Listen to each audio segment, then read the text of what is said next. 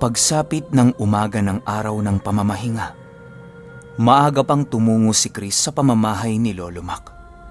Dala-dala niya ang maliit na libretang ibinigay sa kanya ni Hermano. Pagdating niya sa bahay ni Lolo Mac, ay doon bumungad sa kanya ang 2 ermitanyo na abala sa kanilang binabasang libro.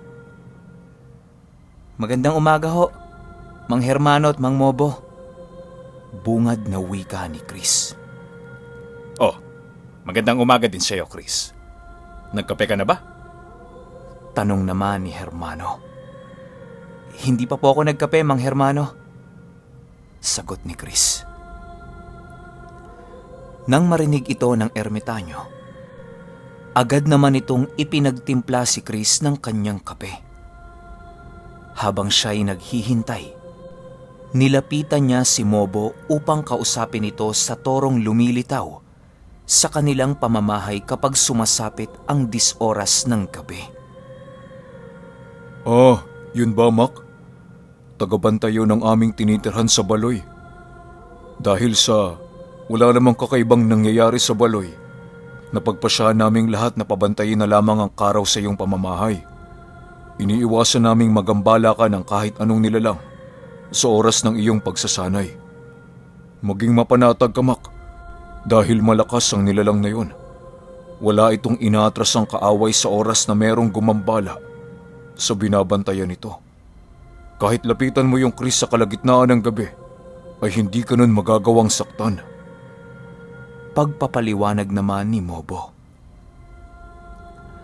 Nang marinig ito ni Chris, ay doon na tuluyang napanatag ang kanyang kalooban. Ninais na lamang niya na manahimik katabi ni Mobo upang hintayin si Mang Hermanong nagtimpla ng kanilang kape. Pagbalik ni Hermano sa kanilang kinaroroonan, agad din naman itong binigay kay Chris ang kanyang kape. Matapos nilang makapagkape, ay nag-umpisa ng magsanay ang binatilyo. Pinapalakas muna ni Chris ang kanyang koneksyon sa kanyang dimen-dimen upang maasahan niya ito sa oras ng kagipitan.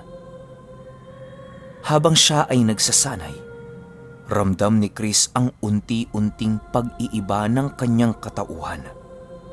Animoy napakalayo na niya sa dating siya dahil sa kanyang mga naranasang kakaiba.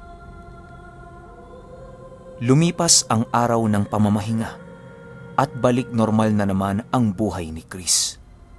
Patuloy pa rin ang pagbabantay ng torong inatasan ng punong tagapamahala ng mga ermitanyo.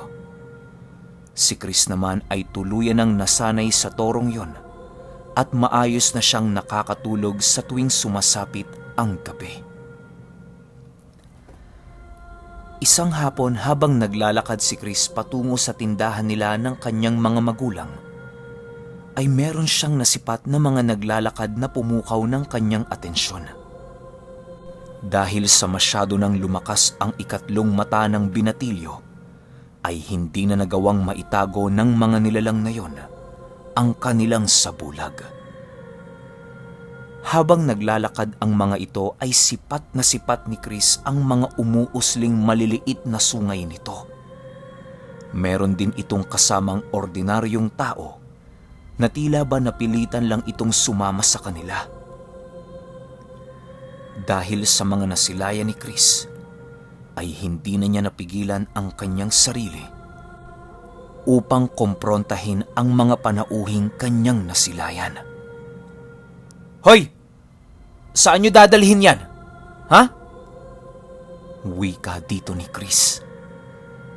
Nang marinig ito ng mga taong yon, ay bigla itong napatigil sa kanilang pag-uusap at paglakad. Dahan-dahan silang tumingin sa kinaroroonan ng binatilyo na hindi maipinta ang kanilang mga muka. Para bang sa simpleng sinabi lang ni Chris, ay papatay na ito ng tao dahil sa kanilang mga ipinakitang galaw. "Bakit? May problema ka ba sa amin? Wala kaming ginagawa sa'yo. Kaya kung maaari ay huwag kang makialam sa aming trabaho. Kung nais mo ng kaaway, ay humanap ka doon sa merkado. Marami doon."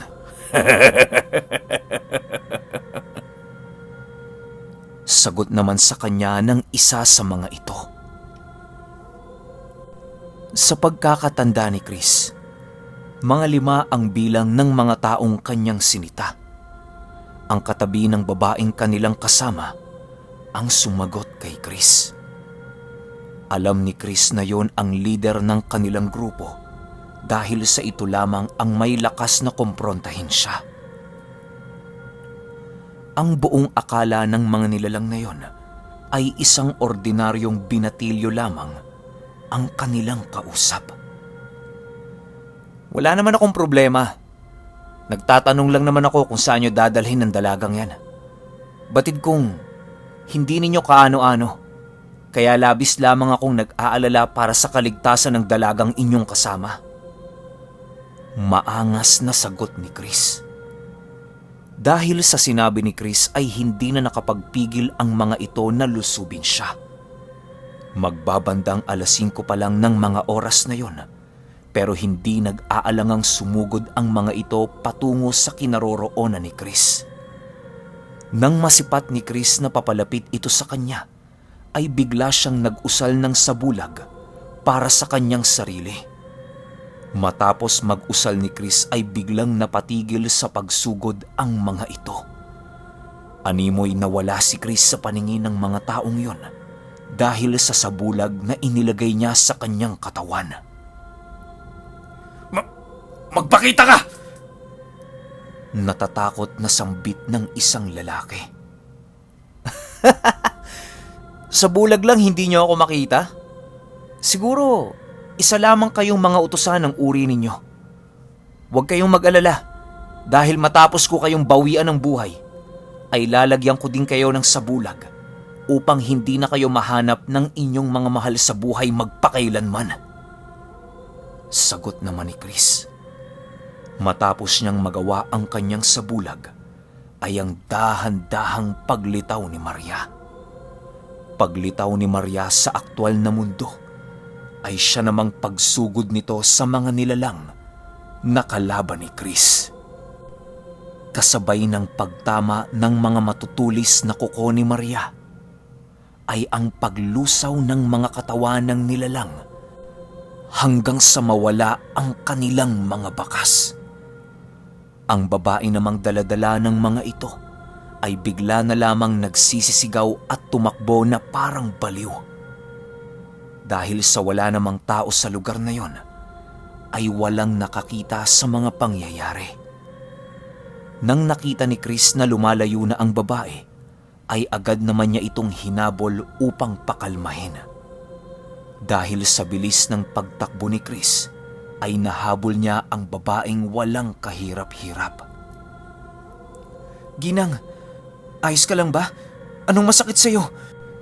May ginawa ba sila sa'yong hindi ka aya-aya? Tanong dito ni Chris. Kahit ilang ulit itong tanongin ni Chris, ay hindi naman siya nito nagagawang masagot. Tanging paghabol lamang ng hininga ang nagagawa ng babaeng yon, hanggang sa bigla na lamang itong nawala ng malay. Sa pagkakataong yon, ay pinili na lamang ni Chris na dalhin ito sa pagamutan upang doon na ito kunin ng kanyang pamilya. Lumipas ang 1 taon at tuluyan na ngang naging isang ganap na ermitanyo itong si Chris. Isa itong ermitanyo pero normal pa rin ang isinusuot nito. Dahil sa bata pa lamang si Chris, ay napagdesisyonan niyang itago ito upang hindi siya mapagkamalang nababaliw. Hindi pa kasi angkop sa edad ni Chris ang pagiging isang ermitanyo. Kasabay ng pagiging ermitanyo ni Chris ay ang hindi na muling pagpakita sa kanya ng mga ermitanyo. Meron kasi silang oras na itinakda upang muling magsama-sama. Ayon kay Hermano, na isa sa 15 taon ay magkikita sila para sa magaganap na pagpupulong. Ang pagpupulong na kanilang gaganapin ay tungkol sa mga dapat nilang gawin sa kani-kanilang lugar na pinoprotektahan. Sa paglipas ng panahon, ay nahahawakan na ni Chris ang asong gawa sa kidlat na siyang sandata ni Maria. Madali niyang napapaamo ang isa sa mga alaga ng bathala dahil sa tulong na rin na ginawa ni Maria. Ayon kay Chris, na ang abilidad ng asong yon ay labis na mapaminsala sa tao man o kalikasan. Kaya nitong pumutol ng isang malaking puno sa isang kalmot lang.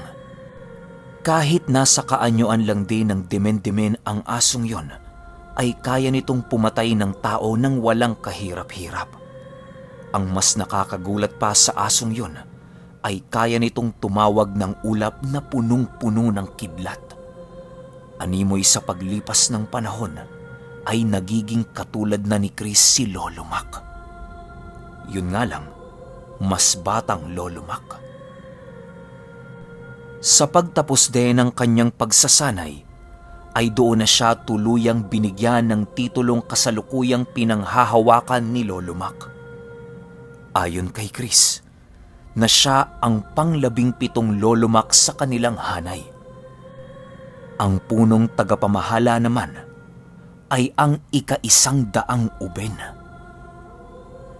Sa bawat araw na lumilipas ay patuloy pa rin sa pagbisita si Chris sa puntod ng kanyang lolo. Matindi ang ginagawang pag-aalaga ni Chris sa punong itinanim niya sa puntod ni Lolo Mac upang mabuhay ito at lumago. Ganon pa rin naman ang nakagawian ni Chris sa kanilang tahanan noong mga panahong yon. 2 beses lamang siya sa isang linggo kapag pumunta sa tahanan ni Lolo Mac upang maglinis ng bahay at magbinyag ng puno. Kapag hindi siya tumutungo rito, ay ibinubuhos niya ang kanyang oras sa pagtuklas ng mga panibagong aral at sa pagtulong sa kanyang mga magulang. Meron na ding maliit na hardin si Chris na merong mga gulay na nakatanim. Isang araw, napagdesisyonan ng mag-ama na tumungo sa isang gubat upang kumuha ng mga pulupukyutan. Chris, huwag mong kakalimutan ang ating gagamitin sa paggisa ng tuyong dahon ng nyog, ha? Paalala ng kanyang ama. Matapos itong marinig ni Chris, ay inuna niya na muna ang posporong kanilang gagamitin. Agad niya itong inilagay sa kanyang sisidlan upang hindi niya ito makalimutan. Habang sila ay naglalakad sa gubat, panay ang ginagawang pag-uusap ng mag-ama. Tay, baka madami tayong kasabay ngayon sa pamumukyutan. Tanong ni Chris. Sus Chris, huwag kang mag-alala. Masyado pang maaga para mamroblema. Tingnan mo, wala pa tayo nakakasabay na nangunguha din ng pulupukyutan. Sagot naman ng kanyang ama. Nang makapasok na sila sa loob ng gubat, ay agad namang naghanap ang dalawa ng mga punong pinamumugaran ng mga bubuyog. Habang sila ay naglalakad sa masukal na gubat, ay paikot-ikot ang kanilang mga paningin. Napakadelikado kasing maging kampante sa masukal na gubat. Gawa ng maaaring merong mga ahas ang nakatira sa lugar na yon. Napakadelikadong matuklaw noon ng ahas sa kadahilan ng wala pang gamot ang magliligtas sa mga taong biktima ng laso nito. Ilang minuto pa ang lumipas at merong nakita sila Chris na isang puno na napakaraming pukyutan. Dahan-dahan nila itong nilapitan habang hawak-hawak ang umuusok na dahon ng nyog. Ginagamit nila ang nyog upang maitaboy ang mga bubuyog sa pugad nito. Habang abala sila Chris sa kanilang ginagawa, ay merong lumapit na isang matanda sa kanilang lugar. Habang malayo pa ito ay pansin na ng mag-ama ang matanda, gawa ng nagsisisigaw ito. Paglapit ng matanda sa kanila, ay nagwika ito ng, Hoy! Ano bang ginagawa ninyo sa mga alaga ko? Dahil sa narinig ni Chris ay bigla siyang napaisip. Ang tanging alam niyang taong nag-aalaga ng bubuyog ay ay isang mambabarang. Paano niyo ho ito naging alaga mga galang bubuyog ho ito? Sagot naman ng kanyang ama. Pagmamayari ko ang lupaing ito. Lahat na nabubuhay sa lupang pagmamayari ko ay sa akin. Ngayon, kung nagmamatigas pa rin kayo, ay mapipilitan akong gumamit ng dahas upang itaboy kayo dito. Halos namumuro na kayong mga magdanakaw dito sa lupain ko. Ilang kagaya mo na din na napalis ko kanina at dumating ka na naman. Hindi ka ba sinabihan kanina ng mga nakasalubong mo sa daan? Galit na tanong ng matanda. Ano? Sa pagkakaalam ko, walang nagmamay-ari sa lugar na to. Galit na sagot ng ama ni Chris. Nang mapansin ni Chris na galit na ang kanyang ama, ay doon na siya sumingit sa usapan ng mga ito. Habang si Chris ay naghahanap ng pagkakataong sumingit sa kanila, ay nag-uumpisa na itong mag-usal ng kanyang aral. Nang nakahanap na si Chris ng pagkakataon, ay doon na siya nagwika ng, "Mawalang galang na ho, Manong. Matagal na ho kami ditong nangunguha ng pulupukyutan. Sa tinagal-tagal namin dito, ngayon lang ho namin kayo nakita. Pasensya na ho pero hindi niyo po kami mapipigilang maghanap buhay." Mahinahong wika ni Chris. Matapos yan ay dahan-dahan niyang inalalayan patalikod ang kanyang ama. Habang sila ay naglalakad sa gubat, pansin nilang sumusunod pa rin ang matandang yon. Naghahanap ata yan ng sakit ng katawan, Chris Kapag hindi ko napigilan ng sarili ko, makikita niya ng kanyang hinahanap. Wika ng ama ni Chris sa kanya. Ilang minuto pa ang lumipas at doon na sila tuluyang nilubayan ng nakaalitan ng kanyang ama. Habang sila ay kumukuha ng mga pulot, ay patuloy pa rin silang nag-uusap kung ano ang pakay ng matandang yon. Lumipas pa ang oras at natapos na sila Chris sa kanilang pangunguha ng pulot. Habang sila ay naglalakad pabalik sa kanilang tahanan, ay biglang nagulat si Chris nang mapansin niyang paikot-ikot lang sila sa loob ng kagubatan. Dahil sa mga pangyayaring yon, ay unti-unting napagtatanto ni Chris na hindi talaga ordinaryo yung matanda. Dahil sa malakas ang paningin ng ikatlong mata ni Chris, ay agad naman niya itong napansin. Nang makita niya ang mga batong kulay itim sa kanilang dinaraanan, agad niya itong pinagkukuha at pinaghahampas sa lupa. Kasabay ng paghampas ni Chris ay ang pagtingin sa kanya ng kanyang amang nagtataka. Nang maubos na ni Chris ang mga batong kanyang nakita, ay doon na sinabihan ni Chris ang kanyang ama na baliktarin ang damit nito. Nung una ay nakikipagtalo pa ang ama ni Chris sa kanya, pero nung nakumbinsi na niya ito, ay agad din naman siya nitong sinunod. Matapos gawin nila Chris ang mga bagay na yon, ay laking gulat na lamang nila nang bumungad sa kanilang harapan ang bukana ng labasan ng gubat.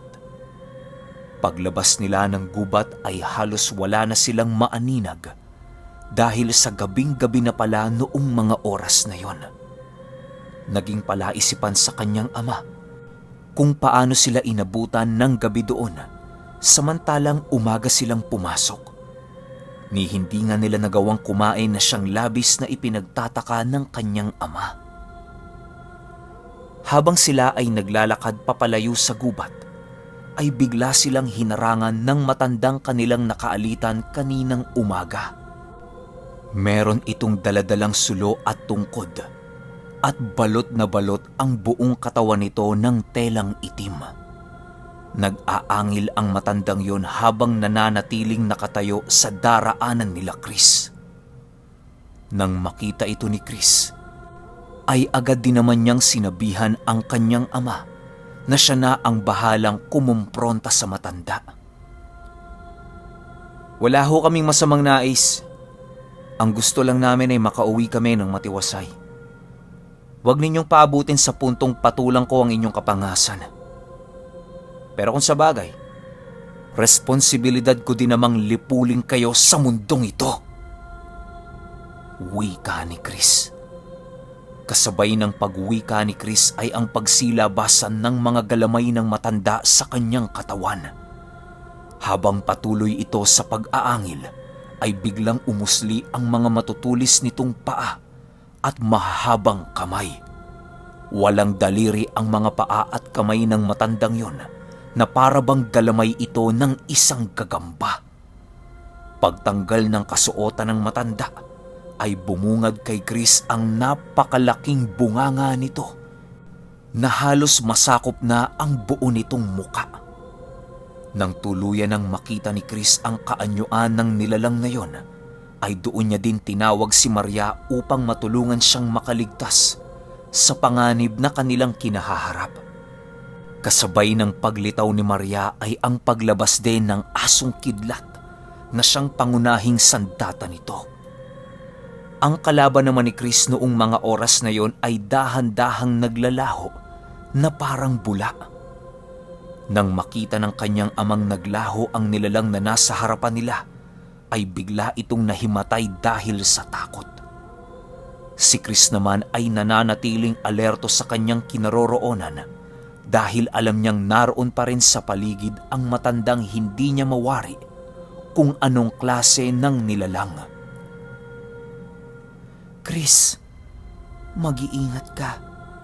Nakapaloob sa matandang yan ang labdog. Tingnan mo ng maigi ang paligid upang makita mo ang pinagkukublian ng demonyong ating kalaban. Wika ni Maria. Dahil sa mga narinig ni Chris ay buong puso niyang itinoon ang kanyang wisyo sa kanyang paningin. Matapos yan ay doon nakita ni Chris ang demonyong nagkukubli sa hangin.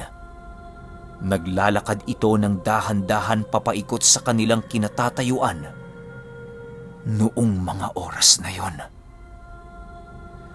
Okay, sunod kagad natin yung 14. Kita-kits.